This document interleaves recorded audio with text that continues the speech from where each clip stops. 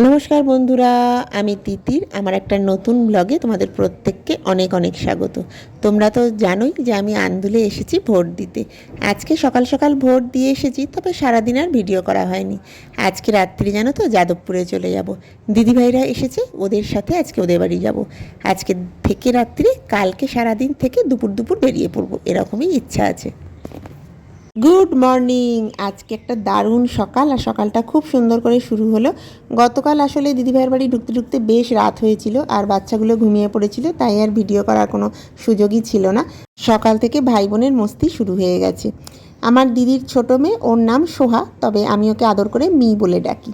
কালকে যখন থেকে ভাই দিদিকে পেয়েছে তখন থেকেই ওদের মস্তি চালু হয়ে গেছে, একে অপরকে আর ছাড়ছে না। বাবা দিকে তাকাও। আর যে আমাকে দেখ, আমার টিপটা আছে কপালে। Thank you. দাঁড়াও, এই জানলাটা একবার তোমাদের দেখাই। এখানটা কি সুন্দর কয়েকটা গাছ দিয়ে এত সুন্দর সাজিয়েছে না, খুব ভালো লাগছে দেখতে। আর ওদের ওপরের ফ্ল্যাট থেকে নিচটাও খুব সুন্দর। দাঁড়াও নিচটা একবার দেখাই। এই মাঠটাও খুব সুন্দর, ওইদিকে একটা পার্ক আছে, একটু পরে যাওয়ার ইচ্ছা আছে, তখন তোমাদেরও দেখাবো। গরম গরম লুচি এসে গেছে, লুচি আর আলু কুমড়ো দিয়ে একটা ছেচকি মতো। এটা হচ্ছে আজকে আমাদের ব্রেকফাস্ট। আর্যবাবুও কিন্তু আজকে একটা লুচি খেয়েছে। আর পেট ভরে খেয়ে আমরা নিচে চলে এসেছি। ওই যে ওপর থেকে তোমাদের মাঠটা দেখাচ্ছিলাম, ওই মাঠটা একটু ঘুরে একপাশে একটা ছোট্ট পার্ক আছে, ওই পার্কটাতেও আসলে যাব, ওরা একটু খেলবে। তবে আজকে জানো তো বেশ দুপুর দুপুরই বেরিয়ে পড়বো, ওই 2:30 নাগাদ ইচ্ছা আছে। প্রথমে একবার কসবায় যেতে হবে, ওই আমরা আগে যেখানে থাকতাম ওখানে একটা পার্সেল আছে। আর যেদিকে তাকাও।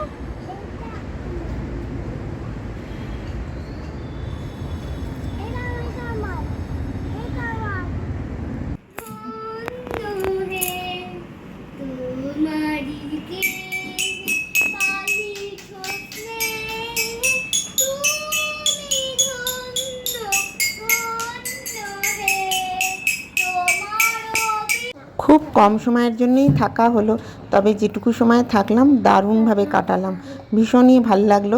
দিদিরও আর্যকে একদম ছাড়ার ইচ্ছে ছিল না, আমারও খুব ভাল লাগছিল। আর্যরও একটু মন খারাপ হয়ে গেল, প্রথমে আর্য বুঝতে পারেনি, পরে বলছে দিদি কোথায় গেল, দাদা কোথায় গেল। আমার যেহেতু কসবায় আসার কথা ছিল তোমাদের বললাম, তো এই যে কসবায় এসে গেছি।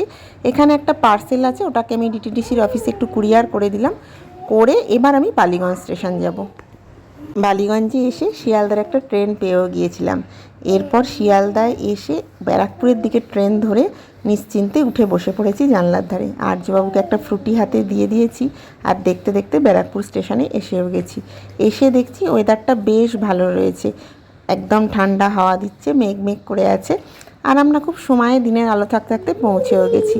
তবে রিক্সায় উঠতে গেলে ফুটব্রিজে উঠতে হবে, ওপারে গিয়ে রিক্সা ধরে নেবো একদম বাড়ি পর্যন্ত। ওপর থেকে চারপাশটা এত সুন্দর লাগছে, আমি এই জন্য আবার একটু দাঁড়িয়ে পড়লাম। আসলে বললাম না মেঘ করেছে, হয়তো বৃষ্টি হবে, ভীষণ ভালো লাগছে। আর এই যে টোটোয় উঠে পড়েছি। বাড়িতে আসতেই আবার হাতে পেয়ে গেলাম বাড়িতে তৈরি দই বড়া। এই দই বড়া খেয়ে একটু ফ্রেশ হয়ে আর্যকে খাইয়ে দিয়ে আমাদের কিন্তু আবার একবার বেরোনোর প্ল্যান আছে। আসলে দিদির ফ্ল্যাটে এখন একবারও যায়নি, তো এখন ভেবেছি একটু দিদির বাড়ি থেকেই ঘুরে আসবো।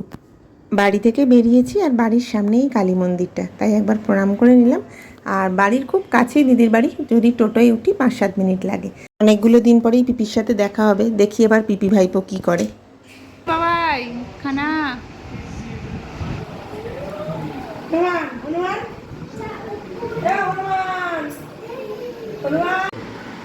না না কলকাতাতে যদি ভুবনেশ্বর কুমার আছে দাদা, ফটাফট যদি কলকাতা দেখি পড়তে কলকাতা না দেখ। এসে গল্প আড্ডা তো হলোই, সাথে পেট পুজোটাও ভালো রকমই হলো, দেখতেই পেলে। এরপর ব্যাগ ভর্তি করে উপহার নিয়ে বাড়ির পথে রওনা হয়েছি। কি কি পেলাম সেসব অবশ্য বাড়ি গিয়ে ধীরে সুস্থে তোমাদের দেখাবো। এখন দাঁড়াও দেখি একখান টোটো পাই কিনা। এই সুন্দর কুর্তিটা হচ্ছে আমার জন্মদিনের উপহার। আর আজকে জানো তো আরও একটা জিনিস পেয়েছি। দিদি তো বললো পুজোর উপহার দিয়ে দিলাম, তো কি আছে এর মধ্যে দেখাই, দাঁড়াও। প্রথমে এই দুটো নেল পলিশ আছে, যে দুটোর কালারই ভীষণ সুন্দর। আর আসল যে জিনিসটা আছে দাঁড়াও দেখাই। এটা নাকি আমার পুজোর উপহার। পুজো এখনও দেরি আছে, তবে পুজোর উপহার পাওয়া শুরু হয়ে গেল। এই পলা বাঁধানোটা এখন যে ডিজাইনটা সবচেয়ে চলছে, ল্যামিনেশন করা পলা বাঁধানো। শাড়ি জামা কাপড়ে খোঁচ লাগার ভয় থাকে না। ভালো হয়েছে কিন্তু ডিজাইনটা, বলো। তাহলে আর কি এই ভিডিওটা এখানেই শেষ করে দিচ্ছি। খুব শিগগিরই একটা নতুন ভিডিও নিয়ে আবার দেখা হবে। ততক্ষণ সবাই খুব ভালো থেকো।